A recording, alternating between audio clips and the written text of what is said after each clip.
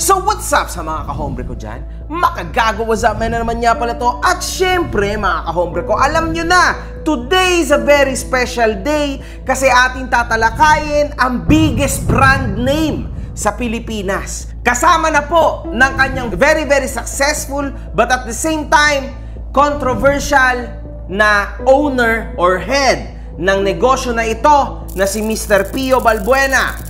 And this is the rise and fall of Tambay Cap brand. At kasama na po yan sa ating Wall of Fame. Hinahanap mo ba ako sa Facebook? I-follow mo na ako. Ito ang page ko. Taong 2023, si Filipino rapper Pio Balbuena ay nagawang maglabas ng sarili niyang produkto called Tambay Cap, kung saan ito ay mga sombrerong nalikha upang irepresenta ang tambay. Sa ngayon, meron ng over 22 version na nasabing cap at sila'y nagpo-produce pa rin up till this day, kung saan ang mga presyo po nito ay nagre-range from over 2.5 to 100,000 plus pesos, mga kahombre ko. Sobrang mahal. And Pio was and is trying to revolutionize that so-called name tambay. Gusto niya pong ma-revolutionize or else mabago ang significance ng tambay sa mentalidad ng mga Pilipino.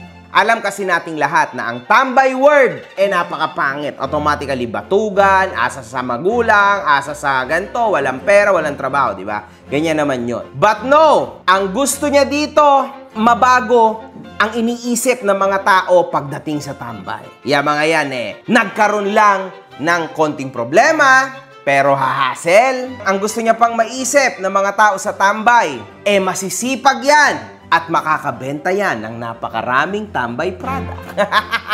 Ngunit, saan nga ba nagsimula ang tambay at bakit ito ngayon dumadako na pabagsak at pagkatanggap ng mga negatibong komento sa madla? Nagsimula ang istorya sa pamamagitan ng pagiging direktor ni Pio, mga kahombre ko, kung saan nahiligan itong gumawa ng sari-saring mga short films. Dumating ito sa punto na nagkaroon siya ng isang serye kung saan ay nakapokus ito more on sa komedya upang bigyan aliw ang mga tao. At ito'y pinangalanan niyang Tambay Serye. Ang galing din mga kahombre ko na storya niya. Tinangkilik naman ng mga taong palabas ni Pio nang dumating sa punto na naglabas rin ito ng music video ukol dito. Tandaan, siya ay rapper din, mga kahombre ko ha. Sa mabilisang pag-usbong at pag-angat nito, naisipan na ni Pio na idaan na rin ito sa kanyang paggawa ng sariling brand, kung saan ang unang produkto na kanyang inilabas ay ang Tambay Caps. Nang inilabas ni Pio ang Tambay Cap version 1, nagkaroon lamang ito ng halagang 1,000 pesos. At nagtayo si Pio ng isang sistema kung saan ang mga buyers niya ay more on resellers. At ang resellers naman na magbebenta nito sa mas mataas na presyo. Medyo may pagka-pyramiding scheme po ito, mga kahombre ko ha. Ayon sa kanya, merong isang reseller na nakapagbenta sa panahon na yon na humigit 25,000 pesos sa isang Pilipinong naninirahan sa Singapore. Dumating sa punto na naglabas na rin ang iba't ibang mga version si Pio. Na this time din, mga kahombre ko, ang mga disenyong ginagamit niya sa kanya mga cup ay nagkakahawig-hawig-hawig sa iba't ibang mga sikat na brand tulad ng mga New Era Cups, NASCAR lately, NBA, NFL, etc. mga kahombre. Sa kaukulang produkto ni Pio, tumaas na rin ang mga halaga nito, ranging from 1,650 to 2,500 sa kadahilan ng ang SRP nito ay nadagdagan ng 850 dahil sa pagpirma ni Pio sa cup na iyon. Di ba? Ang talino! Napakatalino ni Pio, mga kahombre ko. Hindi rin nagtagal, iba't ibang mga sikat na personalidad ay tinangkilik na rin ang produkto ni Pio Balbuena na mas nakapagresulta pa sa lalong pagkaangat nito. Crazy! Ang galing ng marketing strategy ni Pio. And in fact, isa ito sa motibo kung bakit siya umangat at sumabog dahil ang talino niyang negosyante, mga kahombre ko. Real talk yan. In-expand ni Pio ang kanyang negosyo na tambay, kung saan naisipan na rin ito maglabas ng produktong alak called Tambay Lights. Nasabi niya, na na-produce daw sa bansang Espanya na umaabot din sa halagang 400 pesos to 500 pesos. Sa kadahilanang ito rin ay may reseller system at pirma ni Pio. Magiinom ka na, may pirma pa, may resale value pa mismo yung bote. Ang galing, di ba? Nananatiling umaangat ang kasikatan ng produktong Tambay Cup until may isang influencer na nagsimulang punahin ang nasabing produkto. Si MG!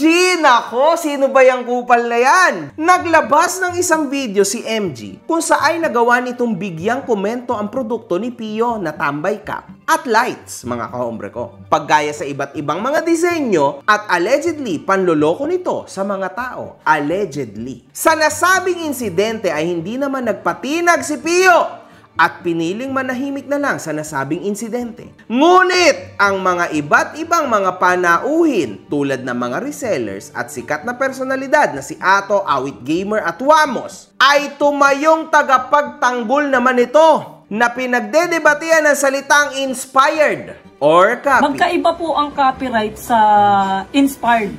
Okay? Inspired. Tandaan niyo yan. Magkaiba ang copyright sa inspired. No? So, ito, inspired to. Diba? Inspired to, hindi siya copy. Kasi kung copy talaga to, pati yung pangalan na ginagaya, pangalan din kasama. Pangalan din, copy. Pero yung inspired, kaya nga tinawag na inspired eh. Diba? Kaya nga tinawag na inspired kasi may pinaggayahan. Ang video ay nakapagresulta sa pagkagising ng utak ng mga Pilipino, kung saan naunawaan nila ang katotohanan sa pagtakbo ng negosyo ni Pio. Graphic designer ako at ang masasabi ko lang na tama si MG na kapag ito nakarating sa mga intellectual property owners, isa lang magkaso dito siguradong balik sa tambayan. Di lang basta zero kundi negative pa kamo. Pero kung komportable talaga siya na lahat ng yan ay original concepts niya, try niya logo ng Nintendo. Same process. Ayan yung sinasabi nilang support local. But how will you support local brands if the price is the same with foreigner brands? I'd rather buy foreign brand if ganyan pricing ng local. Just saying. Di rin nagtagal mga kahombre ko dahil ito ay hype, no? Naglabas ng isang diss track dito si MG na naglalaman ng katotohanan sa sistema ng Tambay brand. It was a good diss track music mga kahombre ko, no? Bakit nagigila ko sa'yo, hipokrito ka? Galit ka kamo sa sugal pero nagpo-promote ka. Akala mo kung sino kang malinis na thrill Pio. Mas peke pa ugali mo sa design ng cup mo. Nagkaroon ng isang post si Pio noon na nagkaroon ito ng problema sa kanyang mga resellers. Ito na lang isipin nyo, pag tinuloy-tuloy nyo yung galawan nyo sa Blay, titigil na lang ito. Kaya ako lang naman ito tinutuloy para sa pagkakakitaan natin lahat. Pag tinigil ko tong Tambay Cups, madami pa akong pwedeng pagkakitaan. Kahit papano naman ay may talent at skills naman ako at doon ilalaan lahat ng energy ko. Kaso lang, pag nakikita ko kayong mga tambay na dito sumasandal at umaasa sa pagkakakitaan nila, kaya hanggang ngayon, pinagpapatuloy pa din natin. Pero kung kayo din pala mismo ang magkukupal, tigil na lang natin to. Actually, may point si Pio dito, ulitin ko. Siya po ay very talentful na tao, mga kahombre ko. Napakatindi po ng talento ng tao nito. Ang dami niyang pwedeng gawin. Gumawa ng kanta, maging vlogger, maging director, gumawa ng short films, man. Crazy. Everything is in this guy. So, there's nothing else to prove. Ito po tao na to ay wala nang kay para i-prove pa. No? This guy is a living legend sa social media. Iyan naman talagang totoo dyan. Isa pa rito ang paglabas ng isang video ng allegedly reseller ng Tambay Cup na sinasabing nagsisimula na si Piyong agawan ng kanyang mga reseller sa pagkita. Ano mga tol, kinuha na yung sahod nyo sahod ng mga tambay Sinolo na ni Boss P. Mag-affiliate na lang lahat sa TikTok mga boss. Wala nang reseller, wala nang distributor. Endgame, ang lupit mo pala boss. Ikaw na direct supplier, parang gusto mo pang kunin retail na mga reseller mo. Ano boss? Pagkatapos mong kopyahin yung mga vintage na design, kasagasaan mo yung mga reseller mo, gago ka pala eh. Bagsak na presyo ng tambay Wala, puro TikTok na lang gagawin natin. Magla-live na lang tayo sa TikTok. I-affiliate na lang natin yung Tambay Cup. Wala, baliwala itong mga version na to. Yun ang pangit. O, 10,000 na lang, 6 na peraso. Matapon ko to. Ginawa na naman ito ng video ni MG kung saan naisipan itong magpayo kay Pio sa mga kaganapan. Sana naman, Pio, kahit papano bawasan mo yung problema mo, no? Pero yung problema mo sa mga reseller mo, Pio, dapat yan ayusin mo. Kasi habang tumatagal, and for sure, after ng video na to, mas marami pang mga reseller mo o ex-reseller mo ang lalakas ang loob at maglalabas ng kung ano-anong ikakasira at ikakabagsak mo. So kung ako sa'yo, unahan mo na sila, gumawa ka na ng video, ipaliwanag mo na ang sarili mo kung ba't mo lahat to pinaggagawa. Napanood naman ni Pio ang nasabing video at nagawang magbigay paliwanag sa madla kung ano nga ang katotohanan sa likod ng pangyayari. Ito pa, meron kasing nag-viral na video netong reseller na nagtataka naman ako, hindi naman pala yata siya reseller kasi tinanong ko sa mga distributors namin. Mabilis kasi namin agad nalalaman yan dahil sa distributors. Mabilis namin nalalaman kung sino yung reseller na yun at kung kanino siya kumukuha ang distributor. So, ibig sabihin, hindi po siya legit na reseller at ang layunin lang niya ay sumakay at umangkas sa hype ng tambay para makabenta siya ng mga paninda niya. So, dun pa lang alam mo na agad. Walang legit checking, reseller ka ba talaga ng Tambay Cup o bumibili ka lang ng Tambay Cup tapos aasar-asarin niya tapos kung ano-anong gagawin niya, minura niya pa yung tambay minura niya pa yung Tambay Cup tapos binabato-bato niya yung cup. Naglabas muli ng isang post si Pio kung saan sinaad nitong may nanggagaya ng kanyang produkto na patented and trademark. Patented trademark yung OG logo ng tambay. May namemeke ng sadya, tinahayaan lang namin pero ang nakakabahala dahil sa kakaangkas niya sa tambay at paninira niya para magka-views siya. Nakikita ng mga tao yung paninda niyang counterfeited cups ng malalaking brand. Ilang beses na itong pinapalagpas ng kumpanya namin pero parang nakakabahala at abusado na dahil pati mga resellers namin ay naapektuhan na at nagsasalita na rin sa amin. Alam ko naman na ang goal talaga nila ay mapansin namin para lalo pang tangkilikin yung mga counterfeited items nila. Kaya hindi na namin sila pinopost. Pero sana positibong enerhiya na lang, kumbaga wala nang halong pang... Mga tambay, naglabas ng official statement ang kumpanya ng tambay tungkol sa mga kumakalat na mga bootleg o mga peking tambay caps na walang kahon. Kaya wag na wag kayong bibili ng tambay caps kapag walang box dahil hindi tataas ang resale value niyan. Walang halaga, ibig sabihin. Alam natin na hindi maiiwasan ng paglaganap at pagdami ng mga ganitong pirata at ng pagdami ng mga ganitong bootleggers. Pero ikaw, kung bibili ka ng tambay cup at gusto mo talaga na yan ay i-resell balang araw, kapag tumaas ang resale value at kapag gusto mo itong ibenta ng mas mahal dun sa pagkakabili mo, napaka-importante na dapat itabi mo yung kahon dahil napakaangas ng kahon at napakatibay at napakahirap i-replicate nito. At syempre, dapat itabi mo rin yung mga freebies na kasama katulad ng mga stickers at kung ano-ano pa. Ito nga yung sinabi nila, English. Effective immediately, all the new words, version of service be kept. Basta, puntahan nyo na lang yung page ng Tambay para mabasa nyo yung official statement nila. Tapos, ayun na nga, Tambay Cup, let's go! So makikita po natin dito mga kahombre ko, from his success, unti-unti po siyang bumababa. Kasi uulitin ko lang no mga kahombre ko, kapag ikaw ay may negosyo at social media ang front mo and at the same time yung sarili mo ang iyong inihaharap sa social media for this kind of business, kalimutan mo na maging kupal. It's not gonna work. Kasi ang makakaramdam niyan ay ang iyong brand, ang iyong sales, at lalong-lalo na ang iyong mga resellers. Ang problema dito mga kahombre ko ay ang kanilang boss, ang kanilang CEO na si Pio Balbuena. Yung buong tambay, obviously, nasa control niya. Kapag napagdesisyonan niya lumiko, liliko yung buong tambay worth na binuo niya. And now, makikita at nakikita natin, dito na po nagsisimula ang unti-unting pagbagsak niya. Ito kasi yan mga kahombre ko, no? Para sa akin. Kung i-rewind lang natin ng konti, dun tayo sa naglabas si MG ng video. Kung sana dun pa lang, pinaliwanag na ni Pio at sumagot si Pio sa ating lahat, sa totoo lang, no? Kasi sobrang laki po, sobrang lawak ng reach ni Makagawa Zapman, no? At ng kanyang mga kahombre. Sana man lang nagpaliwanag siya sa atin. And I am very sure na kung nagpaliwanag siya doon pa lang, hindi ko na yan kay para gawan ng second video. Wala na, tapos na sana mga kahombre ko. Yun lang naman yun Bakit nanahimik ka? Bakit pinilit mo na lumugar na lang sa lugar mo? when people needed those answers. Those simple answers from you. Lalong-lalo na do sa Kapid ba yan or Inspired ba yan? You should have answered it properly in your way nung panahon na yon. Sana hindi ka naduwag. Sana hindi kung ano-anong inisip mo. Sana inisip mo na this is you. Lalo na mga kahombre ko, kung ikaw ay totoong tao, wala ka naman dapat itago eh. Di hamak na mas maganda at madali yon. You will never ever contradict yourself. Lalo na at totoo at talagang tama yung sinasabi mo. Hindi ko alam kung anong kinakatakot mo, Pio. My God, man. Face your fear, man. Nasa taas ka na ng game mo. Hindi mo pa trip na harapin ang fears mo. Si Makagago most probably ang fear mo. Then you could have just answered me back sa video. Eh di sana wala ka ng problema. Sana tumigil na tong lahat. At hindi lang ako eh. Kalimutan mo na ako.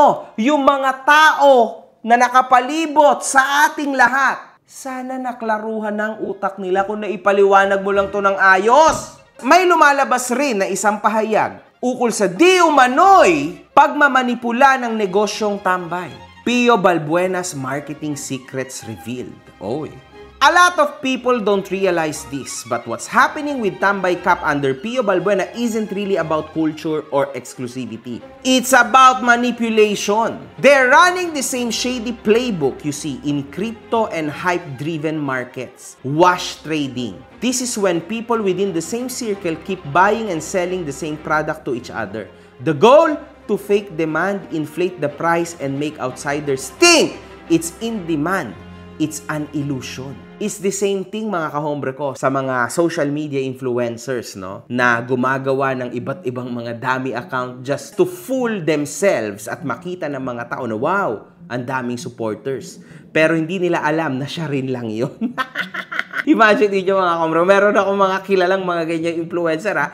Imagine niyo, iba't iba yung mga names, no, na nagko-comment pero siya rin lang yun. Halatang halata, sobrang dami po. Or else, pinaka-worst pa mga kahombre ko, bumibili sila nung mga bots para i-like, comment, lahat ng gusto nilang comment or reactions. This is fooling yourself at its finest. Hindi to magwo-work sa tunay na mundo, lalo na sa mundo ng mga kahombre ko. Pump and dump scheme. They hype it up like it's the next big thing. Create a frenzy, and when the price peaks, they unload it for massive profits. After that, the hype dies and the real fans or ordinary buyers are left holding something that isn't actually worth what they paid. Wow. This isn't innovation. This isn't a passion for street culture. It's exploitation. The value of the product is being manufactured by insiders, not the community. Sila-sila lang din na nagbibilihan para tumaas ang presyo. Then they resell it to the public as if it's gold. At the end of the day, it's the fans, the genuine collectors, and the people who believe in the culture who lose it. Instead of uplifting the community, this scheme drains it, turning creativity into nothing more than a quick cash grab. Be aware! Don't let the hype blind you to the truth. Grabe yung gumawa nito mga kahombre ko kasi parang very professional, no? Sa dumaang issue na tumama sa Tambay Cup, nagsisimula na bumagsak ang negosyo nito according sa nangyayaring reach at engagements na natatanggap nito sa social media. In short, mga kahombre ko, makikita po natin dito na hindi na tulad ng dati. Ang dami nang tumiwalag kay Pio. It's sad, actually. Dahil dito, naisipan na lang ni Pio na sumakay sa trip ng mga tao at patuloy na naglalabas ng sari-sari mga post ukol sa pag-expand ng kanyang produkto. Wala na siyang naging choice, mga kahombre ko, kundi itaas, no? Itaas na lang ng itaas para i-hate siya ng i-hate. At pumatok sa takilya yung kalokohan na to, no? Pero at the same time, mga kahombre ko, lagi niyong iisipin na ito po isang tipo na naman ng marketing from our businessman Pio. Because good or bad publicity is still a publicity, mga kahombre ko. Pero ang hindi alam ni Pio Balbuena ay hindi na ganun ngayon. Hindi na. It will never work. Yung estilo ni Makagago Zapman back in the day na ginawa ni Pio few nights ago. Fuck you, TCP! Fuck you, Makagago! Bakit? Wala kang dating, mabaho! Wala ka dating! Sa totoo lang ha, sa personal, makagago. Ginagago kami, makagago. Wala, bobo yun. Putang No comment sa gago, no? Bobo yun, bobo. Mga bobo. Makagago. Thank you, pare. Makagago, bobo ka. Hindi galing sa kanya ako, galing sa akin, bobo ka. Hindi na po yan magwo-work. That's why, kung sino lang ang makaka-adapt ng ayos sa flow ng social media, siya lang ang natitira. Na relevant. Ganun lang yon mga kahombre ko. Kaya I am lucky kasi pinagbigyan nyo ko mga kahombre ko. Akala ni Pio mga kahombre ko ay yan ang makakabuti sa Tambay brand niya. Ang sakyan lahat ng pinagsasasabi sa kanya sa social media. Instead na sumagot na lang sana siya at ipaliwanag niya ang lahat at ibalik niya sa akin lahat ng mga sinabi ko at questions ko sa kanya. Sayang talaga kung maisip nyo kasi kung sinagot niya lang yon nang naayon sa kanya, it wouldn't turn out this way, mga kahombre ko. Yan talaga ang totoo. Kalahating milyon na jacket, milyong-milyong halaga na pantalon, daan-daan libo na halaga ng t-shirt ng ibang lahi. Pero tayo, magkano tayo? Magkano? Nakikita nyo po ang kanyang mga post. But nakikita natin dito, the engagement is very low. Hindi talaga siya nag-work or mag-work as you can see. But he is trying, mga kahombre ko. Naglabas rin ito ng isang special Tambay Cup na 1 of 1 lang. Kung sa ay dadaan ito sa bidding na sa ngayon nasa halagang 155,000 na mapupunta naman ang kinita daw nito sa charity, which is a good thing. Sa ginagawang pag-usbong at pagbangon muli ni Pio sa kanyang negosyo, merong isang influencer na nagbigay komento sa kabuuan ng Tambay. At dito, na-expose na ng sagad si Mr. Pio Balbuena. Hindi yun yung dahilan kaya hindi ako fan ng Tambay Cup, no? Ang unang dahilan ay dahil hindi ako yung target market nito, no? Dahil una sa lahat, hindi ako tambay. Isa akong taong may ginagawa sa puntong to ng buhay ko. Kaya hindi ako fan ng mismong Tambay Cup, no? Hindi ko gusto yung nire-represent ng word na to. Sa tingin ko, isa tong salita, no, na dapat nakaka-graduate tayo dyan. Hindi siya bagay na dapat gino-glorify natin. Isa siyang bagay na dapat naaalisan natin sa buhay. Sa video na ito, nagatilyo si Pio at naglabas ng sari-saring mga post ukol kay TPC. He got exposed.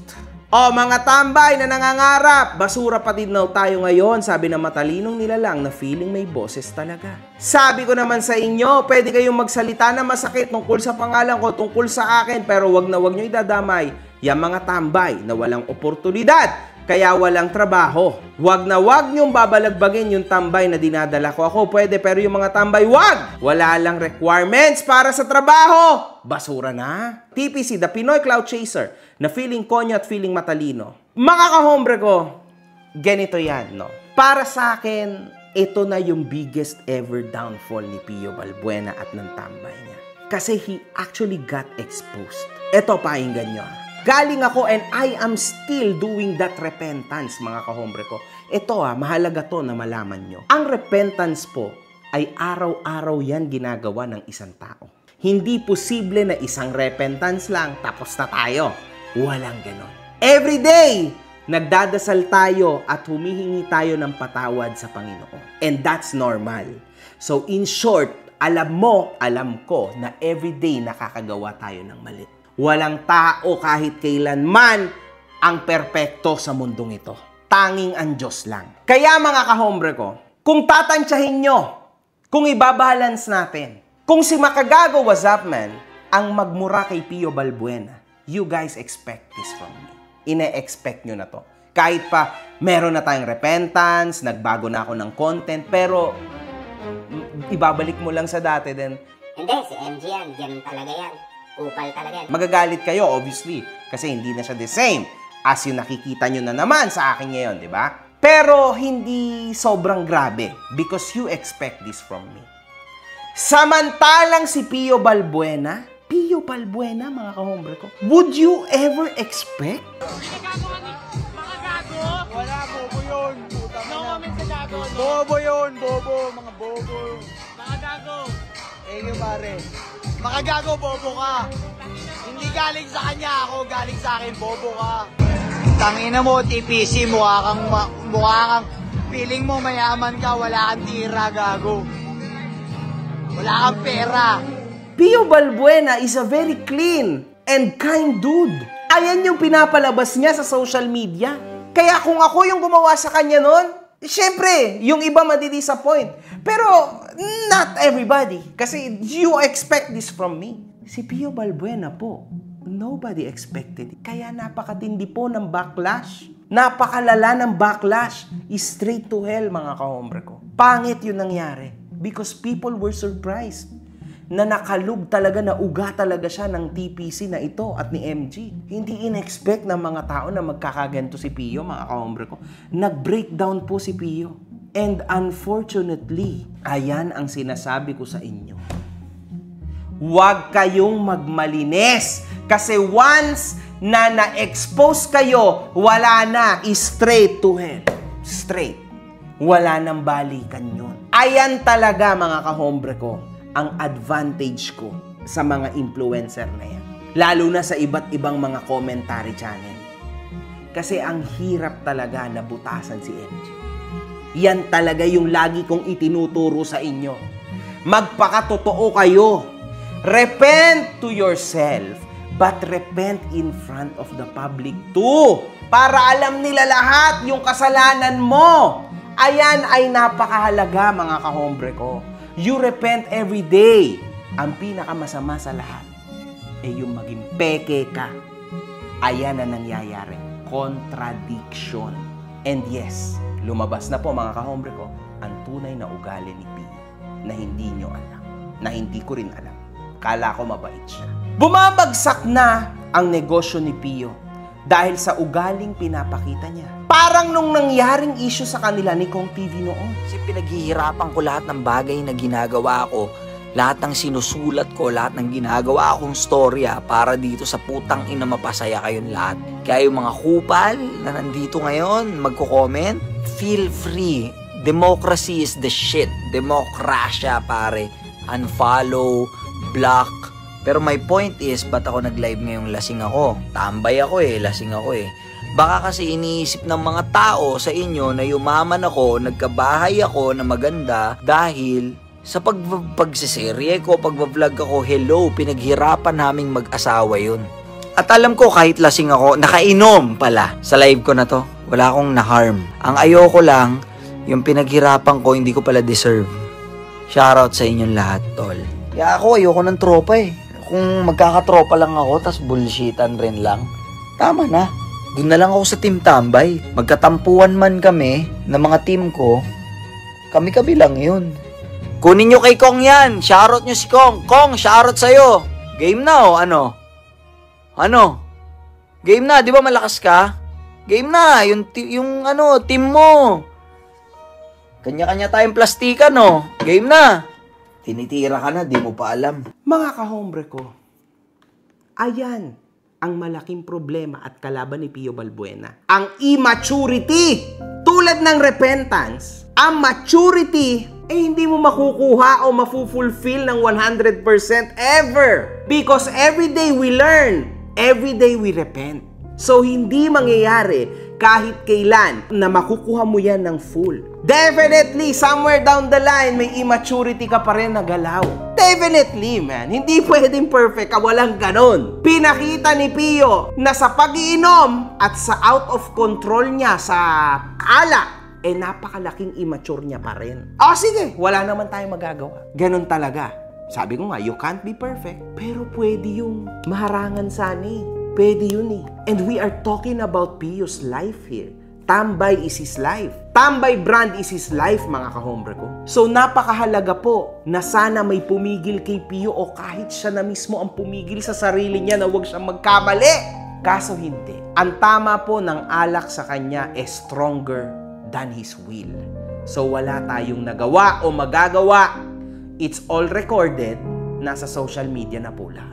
Game over. Ang unang nagpabagsak kay Pio, matindi niyang bash na inabot sa social media, yung pagdamay niya kay Kong TV nung siya ay lasing na lasing. And now, hindi niya inilalabas yon in public at most probably kahit sa private. Inilabas niya lang yon, mga kahombre ko, nung siya ay lasing na. At makikita rin natin dito, mga kahombre ko, na si Pio Balbuena po, sa pangalawang pagkakataon, nalasing. at nagmaoy na naman. Nag-live na naman siya, same nung ginawa niya kay Kong TV. This time, TPC at Makagago naman. When we were just doing commentary, reaction lang. Pero ang totoo pala is galit na siya. Hindi niya lang mailabas sa social media. Kasi kailangan niyang mabuhay sa maskara na yon na binuo niya, na good person siya, good guy siya. Ayun nga lang, lumabas ang tunay niyang ugali. Everything went tang. Kaya mahalaga ang maging totoo tayo, mga kahombre ko. Huwag kayong magpakapeke dyan. Ano bang pipiliin ko? Yung tambay noon o yung tambay ngayon? Wala. Kasi nagsimula ang negosyo niya o ang negosyong ito sa malaking kasinungalingan. He was actually never living this life na pinoportray niya. So he started all of this sa isang malaking kasinungalingan. In fact, laging sinasabi ng matitinding mga negosyante, huwag kang magsisimula ng isang negosyo mo sa utang. Kasi yari ka, hindi ka aangat. Kung ano lang yung meron sa bulsa mo, yun dapat ang iyong ilalapag para sa negosyo mo. Kundi babagsak ka ng matindi. So, ibig sabihin nun, huwag mong lokohin ang sarili mo. Umpisa pa lang na araw ng brand mo, magpakatotoo ka. Lalong-lalo na't ikaw ay sikat sa mundo ng social media. Pero nagulat ako kasi kahit ganun pa man niya sinimulan to, it went big. So, wow, ganun pong katinding negosyante si Pio Balbuena. Sayang. One love, good fucking vibes. Mga putang ina nyo kayo.